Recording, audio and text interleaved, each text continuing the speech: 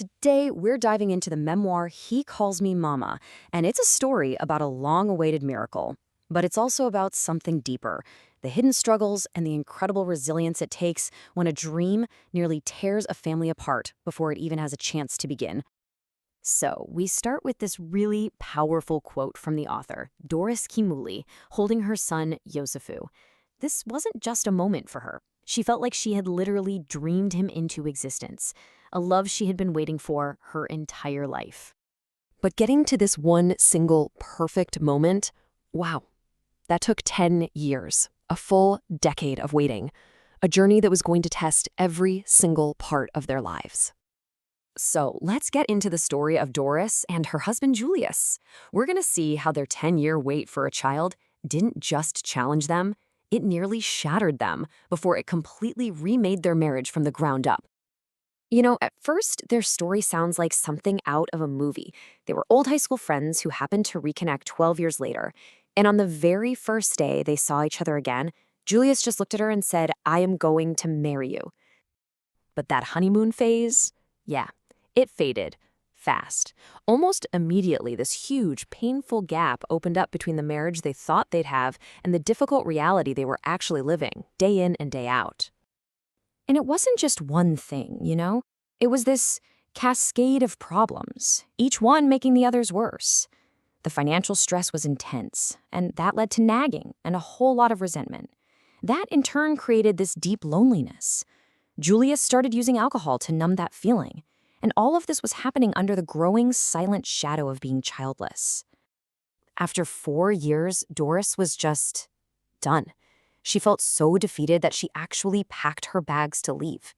And this journal entry, it says it all. She felt like their marriage wasn't a home anymore. It was just a house. No love left inside. Well, her mother sent her right back home, telling her she needed to fight for her marriage. And a year after that, things took a really dramatic turn. First with this incredible, unbelievable hope, and then with the most devastating heartbreak you can imagine. In 2014, 5 long years into their marriage, they finally got the news they had been praying for. They were pregnant.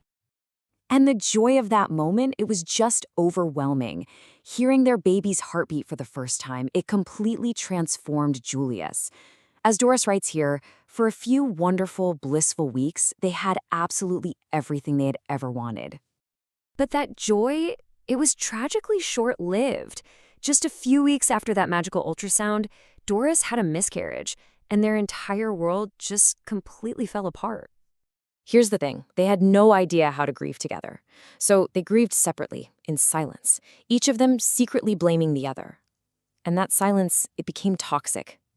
Just 1 week after losing their baby, all of that unexpressed pain just erupted into the biggest, the ugliest, and the only public fight of their entire marriage.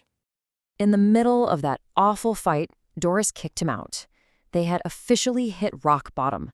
But you know what they say about rock bottom, right? It's a solid place to start building from. And it was from this absolute breaking point that they finally began to build a real lifeline for their marriage. So how do you come back from that? Well, their very first step was forgiveness. After days of being apart, they came back together and made this deliberate, incredibly hard choice to let go of their pride, let go of the hurt, and truly start over. A clean slate. Now, their recovery wasn't an accident. It was work. It was a conscious effort built on 3 really important pillars. First, they had to actively choose forgiveness over resentment every single day. Second, they had to learn a whole new way to talk to each other, a way where they could actually voice their fears instead of letting them boil over. And third, they had to have the humility to admit they couldn't do it alone and actually ask for help. And that third part, seeking help, that was a game changer. They found what Doris calls stretcher friends, and I love this idea. It's basically accountability partners, trusted friends who could listen, but also call them out when they needed it, and who would literally carry them when they just couldn't walk on their own. So after all of this incredibly hard work, their marriage was completely transformed. The foundation they rebuilt wasn't just, patched up. It was stronger than anything they had ever had before. And this, right here, this is the real takeaway. The answered prayer wasn't just about finally having a baby.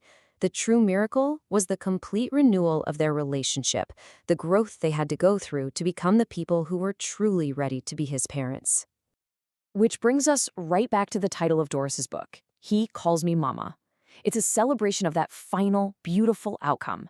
That name, Mama, was something she waited 10 long, incredibly difficult years to finally hear. Their story leaves us with a really powerful question to think about in our own lives. When we're stuck in those long, frustrating periods of waiting for something we desperately want, what if the real gift isn't the thing we're waiting for at the end? What if the real gift is the person we're forced to become along the way?